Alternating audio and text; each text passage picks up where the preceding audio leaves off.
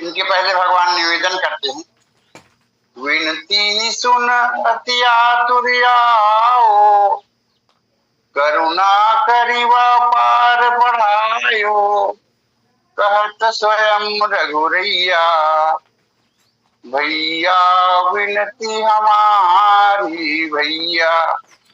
केवट ने कहा, केवट कहे नरार बढ़ई हूँ, बिनु पग धोए न नाव चढ़ई हूँ, दशरथ जी की दुहैया, भैया विनती हमारी भैया, भैया विनती हमारी भैया।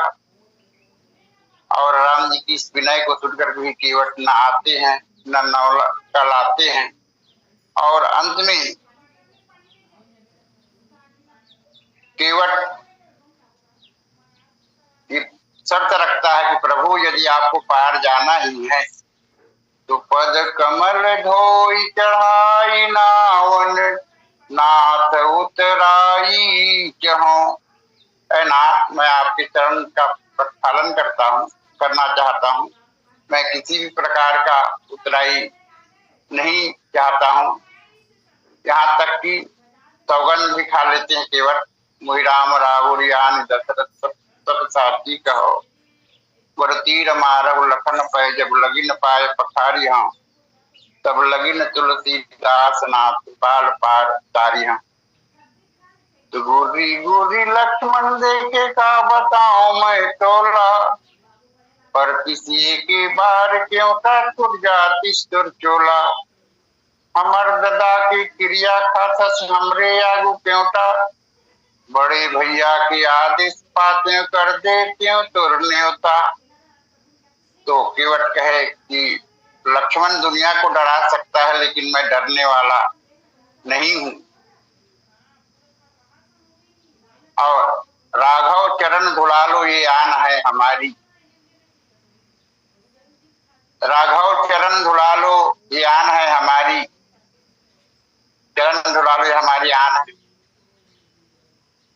और दशरथ जी सहित तुम्हारी सौगंध है, तुम्हारी भैया लखन तुम्हारी आंखें दिखा रहे हैं, सारंग के सहारे पर हमको डरा रहे हैं, जलने की यहाँ कोई नहीं टपटाट है, क्योंकि ये अयोध्या नहीं गंगा का घाट। आप मेरे घाट पर आए हो और मेरी इच्छा अनुसार आपको चलना होगा। तो यहाँ इस प्रसंग का मूल शीर्षक है भगवान केवट के द्वारा भगवान का चरण प्रक्षालन, और चरण प्रक्षालन की प्रक्रिया यहीं से प्रारंभ होता है। पद कमल धोई चढ़ाई नावन, नाथ चराई चहो। तो केवट ने ऐसा क्यों कहा?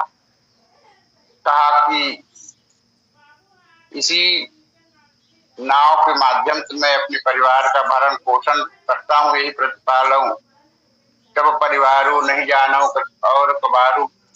और ये यदि मुनि पत्नी हो जाएगी या स्त्री हो जाएगी तो मेरे जीविकोपार्जन का साधन जो है लूट जाएगा। आप ही बताइए भगवान, मैं आपको पार उतारूं तो मेरे परिवार को भूखा मारूं? और साथ ही साथ केवट ये जानता है, ज्ञान की दृष्टि से केवट जो है बहुत ज्ञानी है। केवट बुद्ध विद्या बड़ी नामा, सामान्य लोक दृष्टि में भले ही कपटी कायर कुमत हो जाती है, लेकिन केवट ज्ञानी है। और केवट को ज्ञान कहाँ से प्राप्त हुआ? तो लक्ष्मण गीता प्रसंग में लक्ष्मण जी से रात्रि में गीता सुना था, और वहीं से उनको मालूम हुआ था कि सखा परम परमार्थ एहु, मन क्रम वचन राम पग नेहु। राम के चरणों में परमार्थ है, राम के चरणों को प्राप्ति होना जीवन का स्वार्थ भी है, परमार्थ है। और राम के चरण मिल जाने से स्वार्थ और परमार्थ दोनों जी को सुलभ हो जाते हैं। परमार्थ स्वार्थ सकल सुलभ एक ही हो, यानी राम के चरणों में स्वार्थ भी, प्रेम होना स्वार्थ है और सच्चा परमार्थ भी है। और इसलिए राम के चरणों को जो है धोना चाहता है, इसलिए क्यों जानता है कि राम के चरणों में जादुई शक्ति है। चरण कमल रज कहूँ सब कहीं, मानुष करनी मोरी कहीं, तुरंत शिला भय नारी सुहाई, पाहन तेन काट कठनाई। और उस जादुई शक्ति को हटाना चाहते हैं और इसलिए केवट जो है ये बताना चाहते हैं भगवान को कि आप चरण धुलाने की आज्ञा देंगे, चरण रज को धुलाने की आज्ञा देंगे तो मेरा डोंगा भी बच जाएगा और आप पार भी उतर जाएंगे, सांप भी मर जाएगी और लाठी भी नहीं टूटेगा, तुम्हारा भी बन जाएगा और मेरा भी बन जाएगा। ये निवेदन केवट की ओर से किया जाता है। और अंत में भगवान और भक्त के बीच जब वार्तालाप होती है तो भगवान हार जाते हैं, भक्त के हाथ इंसान बिका करते हैं, भक्त के हाथ भगवान बिका करते हैं और केवट की अटपटा वाणी और अंतरंग वाणी, प्रेम से भरा हुआ अटपटा वाणी को सुनकर के भगवान द्रवित हो जाते हैं और कहते हैं केवट के आज्ञा के अनुसार कृपा सिंधु बोले मुस्काई सोई करू जही तो नाव न जाए। वही कीजिए केवट जिससे तुम्हारा नाव बच जाए, सुरक्षित रह जाए। तो वेग यान जल पाए पखारो, शीघ्र ही जल ले आओ, मेरे चरण को पखारो, हो तो विलंब उतारे ही पारो। तो यहाँ पैर का प्रक्षालन, पखारना, और एक शब्द और आया है पैर का धोना। धोना और पखारना दोनों सामान्य रूप पर एक ही माना जाता है, पर्यायवाची है, लेकिन दोनों में अंतर है। धोना एक साधारण क्रिया है, हम अपने चरणों को धोते हैं। कन्या का विवाह करते हैं तो समधी के चरण कमल को धोते हैं, धोए जनक अवधपति चरना। तो धोना एक साधारण क्रिया है, लेकिन गुरु या विशिष्ट विभूतिवान व्यक्ति आ जाए या संत आ जाए या भगवंत आ जाए तो वहां धोने का काम नहीं, पखारने का काम होता है। सबरी भी सादर जल्ले चरण पखारी, और आज केवट जो है भगवान के चरणों को पखारना चाह रहा है और इसलिए वेग यान जल पाए पखारू, हो तो विलंब उतारे ही पारू। और ठीक उसी समय जासु राम सुमर तिगबारा, उतरे नरभव सिंधु अपारा, सोई कृपालु केवट ही निहोरा, यही जग की पगहुति थोड़ा, और पदनक निरख देव सरिहरती, सुनि प्रभु वचन मोह मत करती, और केवट राम रजाय पावा, पानी कठौता भरी लई आवा। केवट ने कठौता में पानी लाया। किसी ने पूछा केवट कठौता में पानी क्यों लाया? तो नाव का साथी है कठौता। नाव में जब पानी भर जाता है तो नाव के पानी को कम करने के लिए, उड़ीकने के लिए कठौता का सहारा लिया जाता है। और नाव और कठौता में अभिन्न संबंध है, दोनों का एक दूसरे के लिए होना आवश्यक। नाव बिना कठौता अधूरा है और कठौता बिना जो है नाव अधूरा है, और इसलिए काट के बर्तन में पानी लाया। किसी ने कहा कि उसकी घर पत्नी केवटिन जो है तांबे का बर्तन या कांसे का बर्तन दे रही थी, उनको केवट नहीं लाया। तो इसका अर्थ ये है केवट सोचता है, बड़ा चतुर है, चालाक है। यही सोचता है कि यदि मैं भगवान के चरणों को पखारूं और यदि चरण रज कहीं छूट गया, बच गया, तो उन्हीं चरण रज के प्रभाव से मेरा डोंगा जो है स्त्री के रूप में परिणित हो जाएगी, मुनि पत्नी हो जाएगा, तो उस समय मेरे जीविकोपार्जन का साधन जुड़ जाएगा।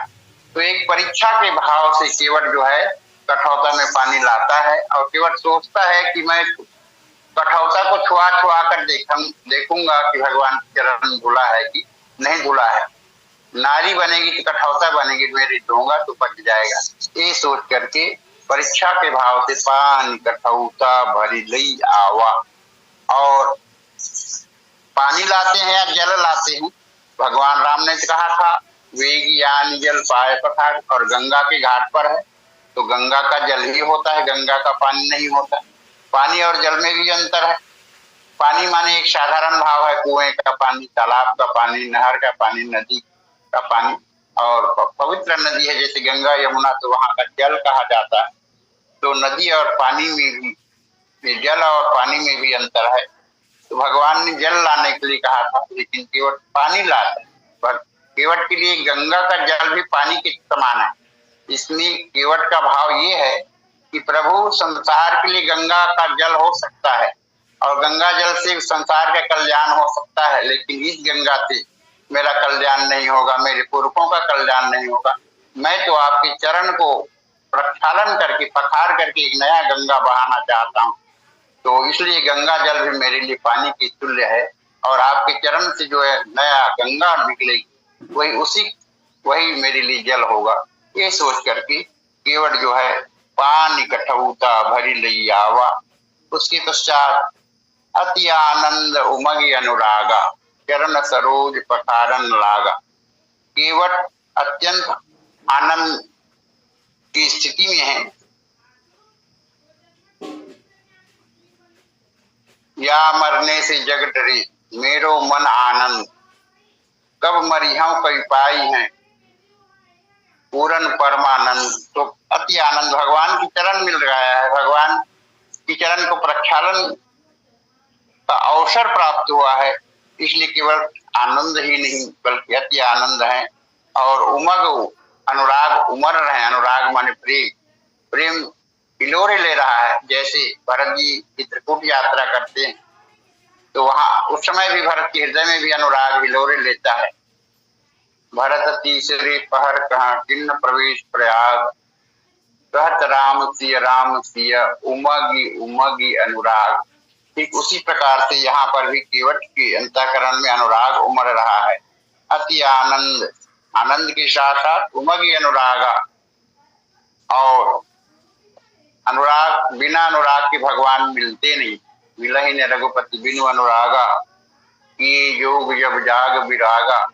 अनुराग से ही परमात्मा तत्व को, प्रेम से ही परमात्मा को या परमात्मा के चरण को, परमात्मा की कृपा को पाया जा सकता है। और इसलिए रामचरितमानस में भी बहुत सारे अनुरागियों की चर्चा है। अति आनंद उमग अनुराग, आज भगवान के चरण को पा करके केवट भी आनंदित है, प्रेम से भरा हुआ है।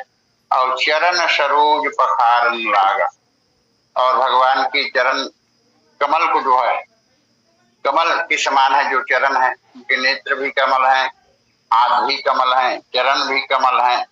तो कमल सदृश चरणों को जो है पखार रहे हैं केवट। जब चरण पखारने की बात आती है तो कुछ लोग इतिहास में ऐसा व्यक्ति हैं जो भगवान के चरणों को पाना चाहते हैं, कुछ लोग भगवान के चरणों को पखारना चाहते हैं। जैसे भगवान के चरणों को पाना चाहते हैं, भगवान के चरणों में अनुराग किनका है, तो सुत विषयक पद रति हो दशरथ जी का। उसी प्रकार से विश्वामित्र जी कर्म की दृष्टि से देखें तो विश्वामित्र जी यही मिस देखा पद जाई। ज्ञानी वशिष्ठ जी भी भगवान के चरण कमल को जन्म जन्म प्रभु पद कमल तबहु घटे जननी वशिष्ठ जी भी पाना चाहते हैं। और इन्हीं के चरणों में जनक जी का भी अनुराग जो है दिखाई देता है, और आज केवट का अनुराग दिखाई देता है। मैं यहाँ प्रस्तुत प्रसंग में 3 पात्रों का ध्यान करूंगा। एक तो भगवान के चरण पखारने वाले केवट जो वर्तमान प्रसंग है, इनकी तुलना के लिए ब्रह्मा जी जो भगवान के चरण का प्रक्षालन सबसे पहले बार किया था, और दूसरा जनक जी जिन्होंने कन्यादान के समय भगवान के चरणों को पखारा था।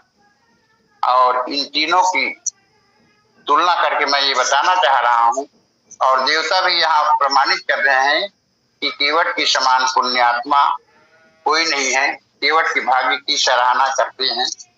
तो चरण सरोज पखारन लागा। तो ब्रह्मा जी विश्व किन्न करतार, विश्व के रचयिता है, वेद के आचार्य हैं, मूल आचार्य है, वेद के ज्ञाता है ब्रह्मा जी।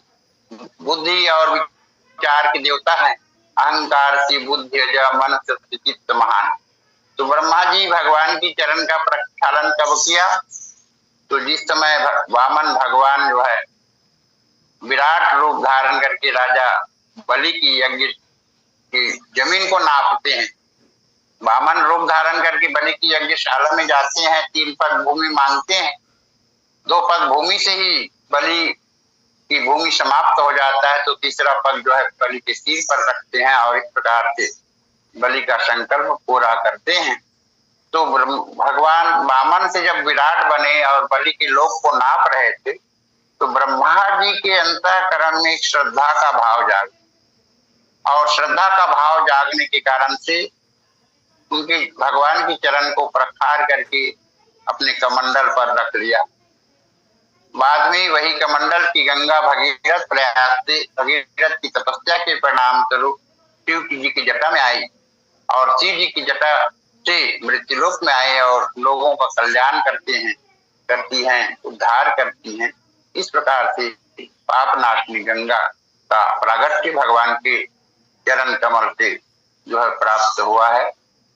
तो ब्रह्मा जी भगवान यहाँ दो भगवान है, वामन भगवान और विराट भगवान। जब भगवान 52 रूप में आए तो ब्रह्मा जी में श्रद्धा और अनुराग का उदय नहीं हुआ। भगवान हालांकि भगवान है, वामन भी भगवान है, लेकिन वामन के प्रति श्रद्धा का भाव नहीं जागा। लेकिन वामन से जब विराट बन गए तो श्रद्धा का भाव जागा और श्रद्धा अनुराग का भाव जागा और उनके चरणों को जो प्रक्षालन कर दिया, जिससे गंगा की उत्पत्ति हुई। और इसी को हम देखें कि यही ब्रह्मा जी जब भगवान की लीला को संवरण करने के लिए, पूर्ण करने के लिए वानर रूप धारण करके सहायक बनते, वानर तनुधरी मही हरिपद से वो जाए, तो उस समय जामवंत का अवतार है ब्रह्मा जी। और मानस में भी कथा मिलता है सीता अन्वेषण प्रसंग में कि अपने शौर्य का वर्णन करते हुए वानर भालू सब अपने अपने बल का बखान कर रहे हैं समुद्र तट पर कि समुद्र को कैसे पार किया जाए, निज निज बल सब काहू भाषा। तो उस समय जामवंत जी कहते हैं, बलि बांधर प्रभु बाढ़े तो तनु वर्णिन जाए, उभय घड़ी मह दिन भी रात प्रदीक्षण ढाई। जब बलि को वामन से विराट बन करके बांध रहे थे तो उस समय मेरी यौवन अवस्था था, मैं जवानी में था और उस समय मैं बहुत ताकत था और उस समय मैं 2 घड़ी में ही 7 चक्कर परिक्रमा विराट भगवान का लगा लिया। कहने का तात्पर्य बुद्धि के देवता, विचार के देवता में जो है माने भगवान की महानता में अनुराग और श्रद्धा का भाव जागा और भगवान की लघुता में श्रद्धा और विश्वास का भाव या अनुराग का भाव नहीं जागा। तो ब्रह्मा जी भगवान का चरण कब धोया? जब भगवान वामन से विराट बने तब धोया। और केवट भगवान का चरण कब धोया? केवट जो है ब्रह्मांड की नापना तो बहुत दूर की बात, भगवान राम अपनी लीला प्रसंग में गंगा की एक धारा को भी नहीं नाप रहे हैं और गंगा को पार करने के भवसागर के पार उतारने वाले भवसागर के केवट भगवान जो है गंगा की धारा को नहीं नाप पा रहे हैं और गंगा को पार उतारने के लिए केवट का सहारा ले रहे। मांगी नाव न केवट आना, कहे तुम्हार मर्म में जाना। तो ब्रह्मा तब धोया जब वामन से विराट बना भगवान, और केवट तब धोया जब विराट से लघु रूप धारण करके लीला करते हुए, मनुष्य के रूप में लीला करते हुए गंगा घाट पर, तो लघुता से भी केवट यहाँ प्रभावित हो जाते हैं और ब्रह्मा जी लघुता से प्रभावित नहीं होते। भगवान कैसा है? भगवान महान से महान भी है और छोटा से छोटा भी। अनोरणीया महतो महियान, भगवान ब्रह्मा जी के संदर्भ में महतो महियान है और केवट के संदर्भ में अणोरणीयान है। या भगवान कभी सुलभ हो जाते हैं, कभी दुर्लभ होते। भगवान अगम है और सुगम है, तो ब्रह्मा जी के संदर्भ में भगवान अगम है। जब तक ब्रह्मा जैसा साधना हमारे मन में नहीं होगा, ब्रह्मा जैसे विचार बुद्धि हमारे जीवन में नहीं हो, तब तक हम भगवान की महिमा का अनुभव नहीं होगा। और केवट का पक्ष जो है सुगमता का पक्ष है, सरलता का पक्ष है, भक्ति का पक्ष है, और ब्रह्मा जी का पक्ष जो है ज्ञान का पक्ष है। तो इस प्रकार से ब्रह्मा जी भी भगवान को प्राप्त करते हैं, भगवान के चरणों को प्रक्षालन करते हैं और केवट जी चरणों का प्रक्षालन करते हैं। लेकिन महिमा किसकी अधिक है? तो देवता प्रमाणित कर रहे हैं कि बरस सुमन सुर सकल सुनाए। जब ब्रह्मा जी चरण प्रक्षालन किए विराट भगवान का तो फूल की वर्षा नहीं किए, और जब केवट चरण प्रक्षालन किए लघु भगवान का, लीला करने वाले मनुष्य के रूप में भगवान का, तो बरस सुमन सुर देवता जो है फूल की वर्षा करते हैं और उनके भाग्य की सराहना करते हैं। ये सम पुण्य पुण्य को नहीं, केवट की समान पुण्य आत्मा नहीं।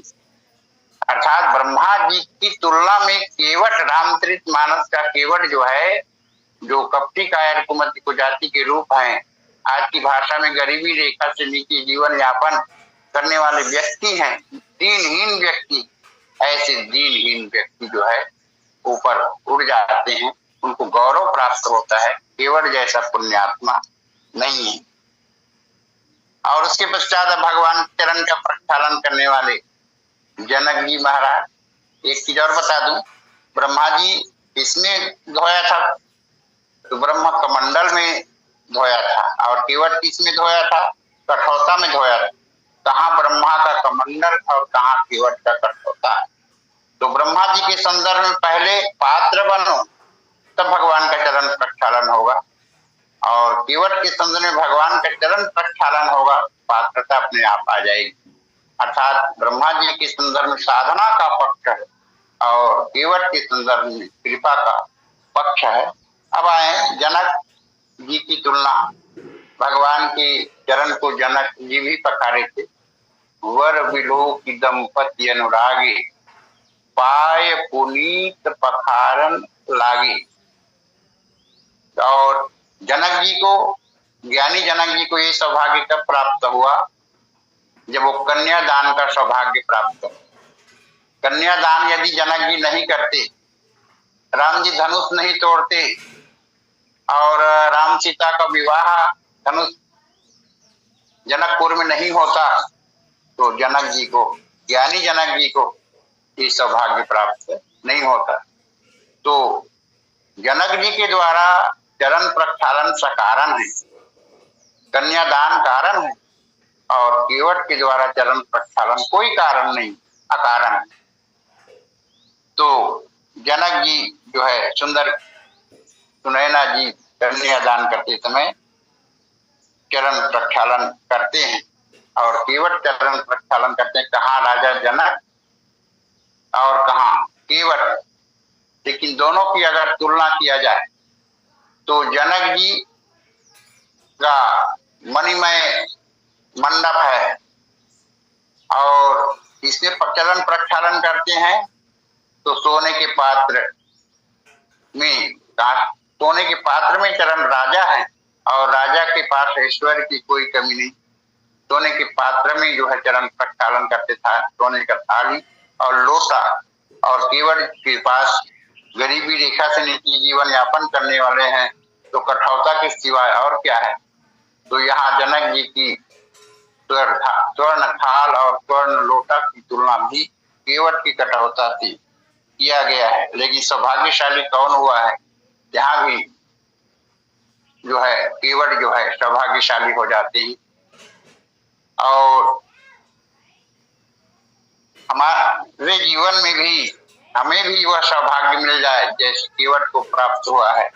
केवट की राम के चरण पाने की या राम के चरण प्रक्षालन करने की हम भी धन्य हो जाएंगे। कहा जाता है जिन चरणों को शिव संकादिक सुर नर मुनि ध्यान लगाते हैं, जिन चरणों की लीला महिमा नारद तारद गाते हैं, जिन चरणों से कलिमल नाशक निचरी गंगा की धारा है, गौतम की नारी अहल्या को जिन चरणों ने निस्तारा है, जो जिन चरणों को श्री अनिल लाल आदर से देखा करते हैं, जिन चरणों की पादुका भरत श्रद्धा की पूजा करते हैं, जो चरण अनेक तपस्या कर ऋषि मुनि को समझ न आते हैं, या दृश्य है वे केवट द्वारा गंगा पर धोए जाते हैं, गंगा पर धोए जाते हैं। तो इस प्रकार से केवट लोक दृष्टि में पिछड़ा हुआ है, और केवट की दृष्टि में भी, समाज की दृष्टि में भी, लोक दृष्टि में कपटी, कायर, कुमत, पुजारी, लोग, वेद, बाहिर, सब भांति। तो देवताओं ने यहाँ केवट को पुण्यात्मा कहा। वर्ष सुमन सुध सकल सिहाई, यही सम पुण्य पुण्य को नहीं। पहले तो देवता इनको पापात्मा समझते थे और कर्म की दृष्टि से पापात्मा समझते, उनका कर्म नीच कर्म का था, अच्छा नहीं था, और इसलिए उसे निषाद योनि में जन्म लेना पड़ा। तो वर्ण व्यवस्था की दृष्टि से निषाद योनि में जन्म लेना कर्म का परिणाम है, ये सोचता था। फिर देवता सोचने लगे, जब ये झांकी को देखा, केवट की दीनता को देखा, तो कर्म का परिणाम वो निषाद योनि में जन्म लेना एक मान गया। लेकिन राम के चरण को प्रक्षालन करते हुए वो झांकी को देखा, तो देवता जो है सोचते हैं कि अभी नहीं तो किसी जन्म में या कभी न कभी केवट ने पुण्य किया होगा, और उसी की पुण्य का परिणाम है कि आज साक्षात राघव के चरणों का जो है प्रक्षालन कर रहे हैं। इस रूप में देवता देखते हैं कि यही सम पुण्य पुण्य को होना है। और पुण्य, देवता लोग पुण्य करते, पुण्य कर्म का परिणाम देवत्व की प्राप्ति, और तो यज्ञ करने का फल है इंद्र, देवताओं के राजा, ये पुण्य है। और उसी दृष्टि से विचार करते हैं, पुण्य की दृष्टि से विचार करते हैं। वर्ष सुमन सुर सकल सिहाई, यही सम पुण्य पुण्य को नहीं। इसी प्रकार का प्रसंग आपको बालकांड में वहां मिलेगा, जिस पुरंदर को अहिल्या प्रसंग में स्थापित होना पड़ा था कि तुम्हारा शरीर में 1000 छिद्र हो जाए, काम वासना के कारण से, अहिल्या के प्रति दुर्भावना के कारण से, जिस इंद्र को स्थापित होना पड़ा था। लेकिन जब उनके शाप का अनुग्रह गौतम के द्वारा बताया गया कि जिस दिन दूल्हे रूप राम का दर्शन करोगे तो तुम्हारा ये 1000 शरीर का 1000 छिद्र 1000 नेत्रों में परिणित हो जाएगा, और दूल्हे रूप राम का दर्शन करके तुम धन्य हो जाओ। तो जिस दिन 1000 नेत्रों से जनकपुर में दूल्हे रूप राम का दर्शन करते हैं, तो उस समय भी कभी कहते हैं कि आज पुरंदर सम को नहीं, आज इंद्र के समान कोई नहीं है। लेकिन आज प्रस्तुत प्रसंग में यहाँ देवता लोग प्रमाण पत्र दे रहे हैं, प्रमाणित कर रहे हैं कि बरस सुमन सुर सकल सिहाई, यही सम पुण्य को नहीं। और पद पखारी जलपान करी आप सहित परिवार, पितर पार करी प्रभु पुनि मुदित गयो लई पार। और मैंने संकेत किया था कि भगवान के चरणों से निकलने वाली गंगा से हट करके राम के चरणों को धो करके एक नया गंगा बहाया, और उस नया गंगा से केवट का उद्धार हुआ, केवट के पुरजन परिजन का कल्याण हुआ, और यहाँ तक कि केवट के पितरों का कल्याण हुआ। पद पथारी जलपान करी आप सहित परिवार, पितर पार करी प्रभु ही पुनि मुदित गयो लई पार। भगवान जल्दी करते हैं कि केवट जल्दी करो, हमें जाने में देर होगा। तो कहते हैं कि प्रभु आपके पहले आए हुए और अन्य यात्रीगण खड़े हुए। अन्य यात्री कौन है? केवट के पुरखा, दादा परदादा आदि हैं, जो जिन्हों केवट जो है पार करना चाहता है। यदि भगीरथ से तुलना करें तो भगीरथ भी टगर वंश के अपने पुरखों का उद्धार कर दिया, कल्याण कर दिया, और यहाँ केवट भी भगीरथ की साधना का पक्ष दिखाई देता है। उन्हें साधना करके भगवान शंकर को प्रसन्न किया, विश्वास के देवता को प्रसन्न किया, और उसकी जटा में गंगा आई, और उसके बाद धीरे से गंगा की धारा मृत्युलोक में आई, जिससे विश्व का दुनिया का कल्याण हुआ। तो इस प्रकार भगीरथ ने अपने पुरखों का कल्याण किया, लेकिन केवट के पुरखों का कल्याण उस गंगा से नहीं, भगवान के चरण को धोकर के नई गंगा बहाई गई है। उस गंगा से जो है पद पखार जलपान करी आप सहित परिवार, पितर पार करी प्रभु ही पुनि मुदित गयो लई पार। गंगा से कल्याण होता है।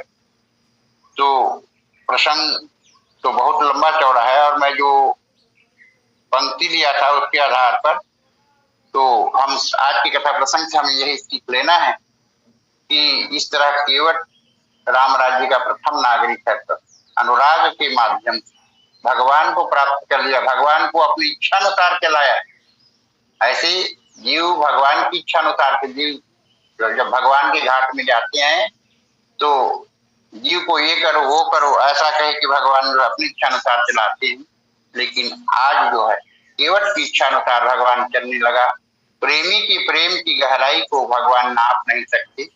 तुलसी ना समरत को जो तरि सकहि सरित सने। किसी ने पूछा भगवान से कि प्रभु आप दिनहीन केवट से इतना प्रेम क्यों करते हैं? तो कहते हैं कि नहीं, पृथ्वी मेरा स्वार्थ जुड़ा है। जब मैं बड़ों के ऊपर कृपा करता हूँ, जनक जी के ऊपर कृपा करता हूँ, वशिष्ठ के ऊपर कृपा करता हूँ, तो मेरी कृपा के रूप में दिखाई नहीं देती। लेकिन जब गरीबों के ऊपर, केवट जैसे व्यक्तियों के ऊपर कृपा करता हूँ तो वास्तव में कृपा का स्वरूप जो है दिखाई देता है। भगवान का दर्शन वन यात्रा में देवताओं को भी प्राप्त होता है, मुनियों को भी प्राप्त होता है, कोलभीलों को भी प्राप्त होता है। लेकिन देवता लोग कहते हैं भगवान को हमने निमंत्रण दिया है, निमंत्रण का प्रणाम। और मुनि लोग कहते हैं हमने साधना किया है, साधना का प्रणाम है। कोलभीलों से पूछा गया तुमने निमंत्रण दिया कि साधना किया है? कोलभीलों ने कहा ना हमने निमंत्रण दिया है ना साधना किया है। ये तो केवल भगवान की कृपा है। और आज भी कृपालु भगवान केवट पर कृपा करते हैं। संसार में रहो तो रागी हो जाओगे, संसार से भागे तो वैरागी हो जाओगे। परमात्मा न रागी से मिलते हैं न वैरागी से मिलते हैं। परमात्मा तो संतत्व की गरिमा से, भक्ति की गरिमा से, ज्ञान की गरिमा से भरत, हनुमान, लक्ष्मण, केवट जैसे अनुरागी से मिलते हैं। तो हमारे भी जीवन में केवट की तरह अनुराग हो जाए तो हमारा जीवन भी धन्य हो जाएगा। इन्हीं भावों के साथ मैं अपनी वाणी को विराम देता हूँ। जय श्री राम। और ये सियावर रामचंद्र भगवान की जय। बहुत बहुत धन्यवाद आदरणीय सावसर जी। अति आनंदमयी अनुराग चरण सरोज पखारा रागा पर श्री केवट प्रसंग की चर्चा आपके द्वारा आपको सुनने वाले 51 श्रोताओं के प्रति आभार, साधुवाद, कृतज्ञता। भगवान कहते हैं कि वेग ज्ञान जल पाए पखारो, होत विलंब उतारी पारू। इस प्रसंग में गोस्वामी जी भाव गदगद होकर अपनी टिप्पणी प्रस्तुत कर रहे हैं। जात नाम सुनत एक बारा, उतरे नर सिंधु अपारा। सोई कृपालु केवट ही नहीं हो रहा, जही जग की तिहु पगुते थोड़ा। अब तो केवट की बन गई। वह प्रभु की आज्ञा पाकर लौटोते में जल भर कर ले आया। अत्यंत आनंद और प्रेम में उमगकर श्री राम जी के चरण कमलों का प्रक्षालन करने लगा। उस समय के आनंद का चित्रण गोस्वामी जी एक पद में करते हैं। प्रभु का रूप देखकर केवट ने अपने बालकों और पत्नी को बुलाया। वे सब वंदना करके चारों ओर से घेर कर बैठ गए। पुनः छोटे से काठ के कटोरे में गंगा जी जल ले आया और चरण धोकर उस पावन जल को बार बार पीने लगा। उसके इस भाग्य की सराहना देवता लोग करने लगे। तो इसने पुष्प वर्षण करके जय जयकार करने लगे। केवट के बाल बच्चों की अनेक प्रकार की इतने में भोली भाली छल प्रपंच से रहित बातों को सुनकर प्रेम प्रिय श्री राम जी, श्री जानकी जी और श्री लक्ष्मण जी की ओर देखकर स्नेह पूर्वक हास्य से छटा बिखेर रहे हैं। प्रभु रूप पाई के भोलाई बाल पे जग नहीं, बंदी के चरण जौन बैठे घेरी घेरी। छोटो सो कठोता भरी आनी पानी, गंगा जू को धोई पाए व्यत पुनित बारी फेरी फेरी। समस्त देवता लोग केवट के सौभाग्य का दर्शन विमानों पर बैठकर कर रहे हैं। जब यह चरण प्रस्थान करने लगा तब देवता लोग नंदन कानन के फूल बरसाने लगे और सब एक स्वर में कहने लगे यही सम पुण्य पुंज को। इस प्रकार चरणों का प्रक्षालन करके केवट ने सब परिवार चरणामृत दिया। इस पुण्य के कारण उसने अपने पितरों को भवसागर से पार कर दिया। फिर मुदित होकर श्री राम जी को गंगा जी के